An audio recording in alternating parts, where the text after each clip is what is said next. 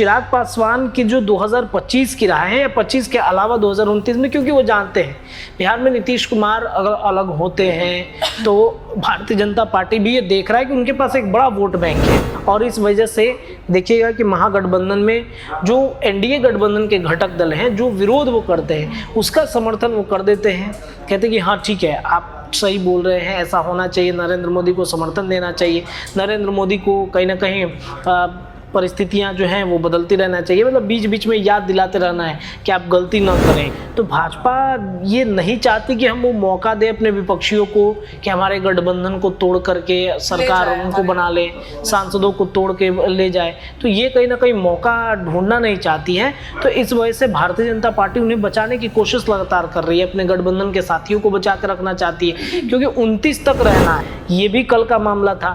चिराग पासवान कहने के लिए तो बागी हो जा रहे हैं, कहने के लिए बयानबाजी दे रहे हैं, लेकिन इतना तय मानिए कि चिराग पासवान रहेंगे मोदी के साथ ही, मोदी के अनुमान है। जैसे हमारे संपादक ने कहा कि रावण को जब मारने राम जी जा रहे थे काफ़ी एग्रेसिव हो गए थे। सारा मतलब जो खबर चल रहा था, जितने सारे मीडिया में सुर्खियों में चल रहे थे, उन पर कहीं ना कहीं बीजेपी ने सबको चौंका दिया। और ये भारत लाइव लगातार इस बात का दावा भी करते रहा है कि बीजेपी सब नाम लेते हुए ये कहा जा रहा था कि बीजेपी कोई चौंकाने वाला फैसला कर सकती है। पनोरमा ग्रुप, जो सोचता है वो करता है।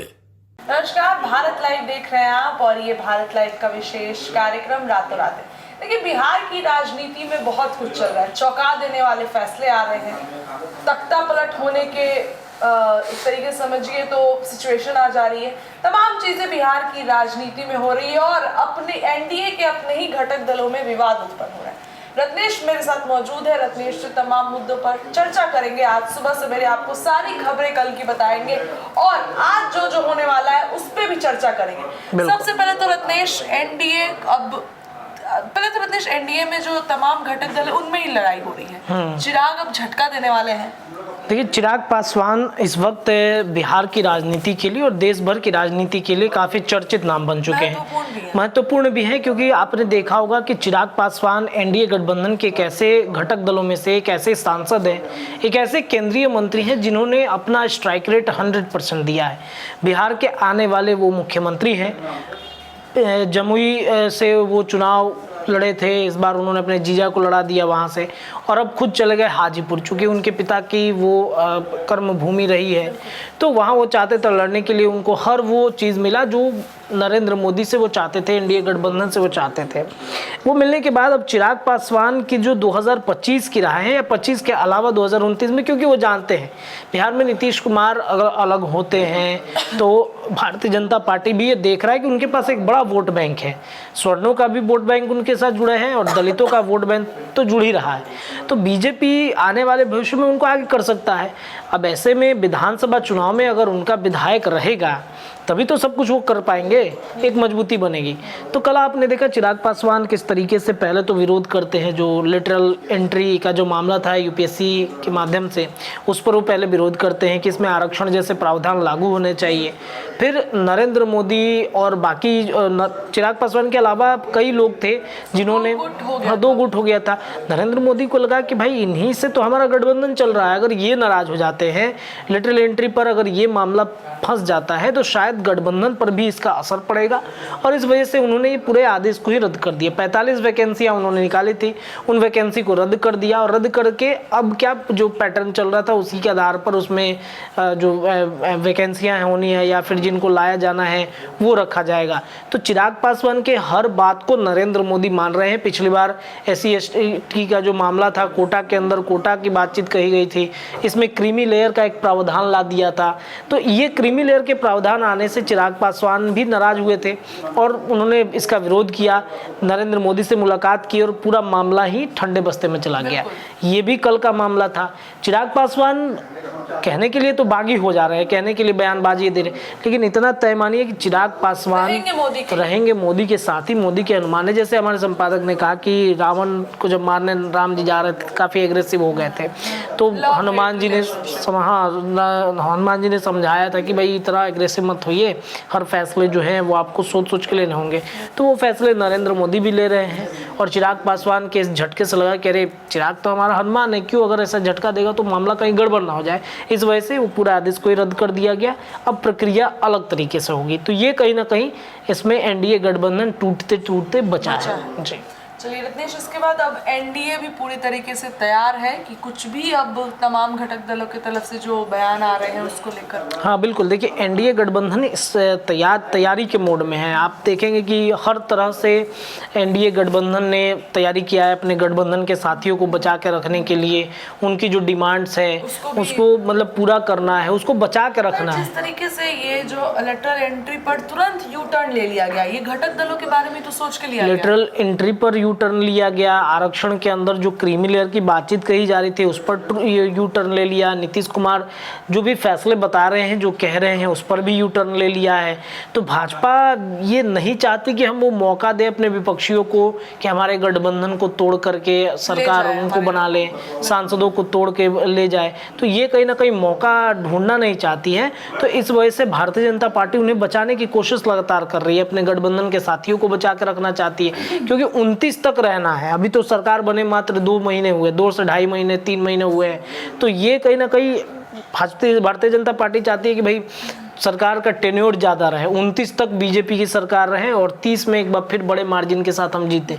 ऐसा ना हो कि बीच में ही सरकार न गिर जाए। इस वजह से हर मोमेंट पर, हर कदम जो है बीजेपी चौकन्ना रहे, मतलब हर कदम पे मतलब है ना कि वो चौंकाने वाला, जो कहीं ऐसा ना हो कि फैसला ना हो जाए या फिर इंडिया गठबंधन कुछ खेल ना कर दे। इस वजह से वो फूक फूक के कदम रख रही है और इस वजह से वो तैयारी के मोड में उतरी हुई है। जी अच्छा, एनडीए गठबंधन में जो कुछ भी चल रहा है इसमें महागठबंधन का साथ भी अब बीजेपी को मिलता हुआ दिख रहा है। देखिए कल जिस तरीके से लिटरल एंट्री को लेकर के विवाद उत्पन्न हुआ था, जो मामले चल रहे थे, तेजस्वी यादव खूब उन पर बोल रहे थे। तेजस्वी यादव ने रत्नेश, मैं वो ट्वीट चलाना चाहूंगी। उन्होंने एक ट्वीट में आखिरी में दी थी कि एनडीए जो है, बीजेपी जो है अब आरक्षण विरोधी हो गया है, तो चिराग, मांझी और नायडू के बारे में कौन सोचेगा?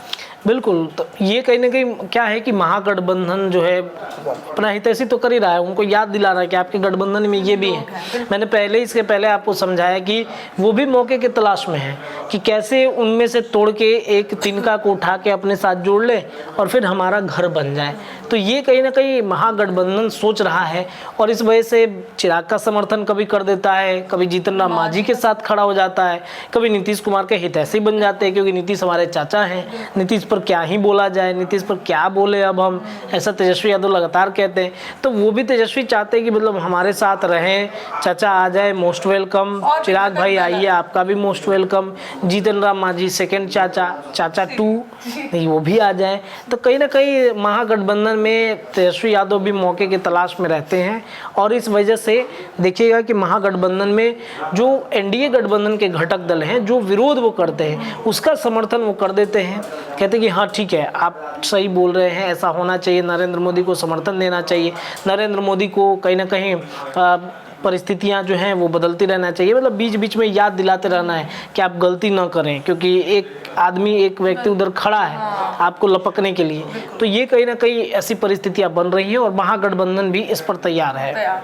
अच्छा, अब बीजेपी पहले तो सीएम नीतीश सबको चौंका देने वाले फैसले लेते थे, लेकिन अब नीतीश के साथ बीजेपी रह के ऐसे फैसले लेने लगी, क्या हुआ है? तो भारतीय जनता पार्टी हर फैसले जो है वो बेहद चौंकाने वाला इसलिए ले रही है क्योंकि 2025 उसके सामने है। खासतौर पे बिहार में 25 का चुनाव भारतीय जनता पार्टी को लड़ना है, मजबूती के साथ लड़ना है। तो एक एक जो जातीय समीकरण है उसे बैठा करके वो समझना चाहती है कि अगर इनके साथ हम खेल करेंगे या फिर ये जाति को उठा करके एक पद दे दिया जाए बड़ा सा, तो 25 में हमारे लिए क्या फायदेमंद रहेगा। तो इस वजह से आपने देखा कि राज्यसभा की 2 सीटें खाली हुई हैं, एक सीट पर उपेंद्र कुशवाहा को भेज दिया, दूसरे सीट पर जो चौंकाने वाला नाम था वो मनन मिश्रा का नाम है, मनन कुमार मिश्रा, एक अधिवक्ता को दिया है। एक ऐसे नेता है जिनके बारे में मेन स्ट्रीम में कोई चर्चा नहीं। आप देखेंगे राजधानी पटना में बीजेपी कार्यालय में भी उनके नाम की चर्चा नहीं। लगातार ये खबरें चल रही थी कि ऋतुराज सिन्हा होंगे, आरके सिंह होंगे, पशुपति पारस का भी नाम आ गया था, मुकेश सहनी का भी नाम आ गया था। सारा मतलब जो खबर चल रहा था, जितने सारे मीडिया में सुर्खियों में चल रहे थे, उन पर कहीं ना कहीं बीजेपी ने सबको चौंका दिया। और ये भारत लाइव लगातार इस बात का दावा भी करते रहा है कि बीजेपी चौंकाएगा। बीजेपी सब नाम लेते हुए ये कहा जा रहा था कि बीजेपी कोई चौंकाने वाला फैसला कर सकती है, बीजेपी चौंका सकती है सबको। और देखा आपने कल किस तरीके से बीजेपी ने चौंकाया। मनन मिश्रा को बना दिया गया राज्यसभा का दूसरा ऐसे। अब कौन है मनन मिश्रा, तो जब पता चला, जब हमने छानबीन की, खोजबीन की, तो पता चला मनन मिश्रा जो है बार काउंसिल के अध्यक्ष हैं और अधिवक्ता है। उनको बीजेपी ने बनाया, बीजेपी ने घोषित कर दिया प्रत्याशी। अब वो व्यक्ति क्यों वहां पर एक ब्राह्मण समाज से आने वाले नेता को किया गया? तो आपको पता है कि शाहबाद की सीटों में आ रहा तो एक हो गया ना, बिल्कुल एक पोर्शन हो गया, बिल्कुल, एक पोर्शन सवर्णों का बच गया, बिल्कुल सवर्णों का बच गया। तो बीजेपी के अंदर आपने देखा, जैसे हमारे संपादक ने कल ही बताया कि अश्विनी चौबे लगभग उनके राजनीतिक करियर समाप्त, सतीश चंद्र दुबे उनको बनाया गया है मंत्री। बीजेपी में और कौन? अब मिथिलेश तिवारी, उनका भी कहीं ना कहीं हारे हुए हैं। तो अब कौन ब्राह्मण नेता को आगे बढ़ाएगी? बीजेपी की यही तो एक स्ट्रेटजी है कि हमेशा कोई ऐसा फैसला करती है जो बेहद चौंकाने वाला होता है। तो मनन मिश्रा को बना के वहां पर बीजेपी ये साबित करना चाहती है कि ब्राह्मणों पर बड़ा पकड़ है मेरा। वो एक एक करके वैसे नेताओं को जो जमीनी स्तर पर जुड़े हुए नेता है, मनन मिश्रा के बारे में एक चर्चा है कि गोपालगंज में उनकी पकड़ मजबूत है। बूथ स्तर के हर कार्यक्रम में जाकर हर कार्यकर्ताओं को वो टास्क देते रहते हैं, उसका रिपोर्ट भी वो लेते हैं कि क्या हुआ, क्या करना है। तो ये कहीं ना कहीं बीजेपी की एक रणनीति है और इस रणनीति से हम बेशक सबको चौंकना चाहिए। एक रणनीति जो बीजेपी ने बनाया है, इस रणनीति के तहत आखिरकार 25 में इसका क्या फायदा हो सकता है, ये भी देखना बड़ा दिलचस्प होगा। तो मनन मिश्रा के आने की वजह से कहीं ना कहीं जो चौंकाने वाला फैसला है राज्यसभा की सीट पर, वो फाइनल हो गया है। मनन मिश्रा जा रहे हैं और मनन मिश्रा पर आज की राजनीति जो बिहार की होगी वो कैसे आगे बढ़ती है, ये कल के रातों रात में हम दर्शकों के बीच जाएंगे और बताएंगे, बिल्कुल चर्चा करेंगे। बिल्कुल, चलिए देखिए, तमाम मुद्दों पर हमने चर्चा की और आज बिहार की राजनीति में जिस तरीके से मनन कुमार मिश्रा का नाम आया है, आज इस पे पूरे दिन चर्चाएं होंगी, खबरें आएंगी और कल के रातों रात में हम वो खबरें आप तक पहुंचाएंगे। फिलहाल रातों रात में इतना ही। बने रहिए भारत लाइव के साथ। बहुत बहुत धन्यवाद। पनोरमा ग्रुप, जो सोचता है वो करता है। अगर ये वीडियो पसंद आई और वह बिहार के राजनीति और बिहारियत से सरोकार रखेनी तो सब्सक्राइब बटन दबा के चैनल के सब्सक्राइब कर ली। ओजे एगो घंटी बा, ओकरा बटन दबा देला से कुल सटीक और मारक खबर रुआ मुफ्त में मिल जाई।